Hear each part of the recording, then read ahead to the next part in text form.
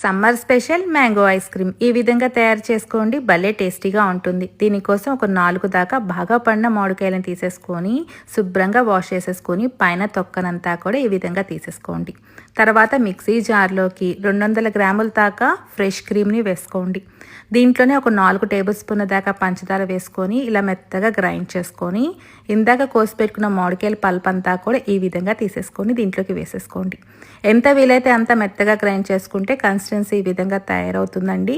ఒక 1/2 table spoon దాకా mango ఎసెన్స్ని వేసేసుకొని మిక్స్ చేసేసుకొని వేరొక గిన్నెలో కానీ ఇలాంటి బౌల్లో కానీ ఈ బ్యాటర్ని అంతా ట్రాన్స్ఫర్ చేసుకోండి. మూత పెట్టేసి 5-6 గంటల పాటు ఫ్రిడ్జ్లో పెట్టేసేసుకుంటే చక్కగా ఐస్ క్రీమ్ అనేది రెడీ అవుతుందండి.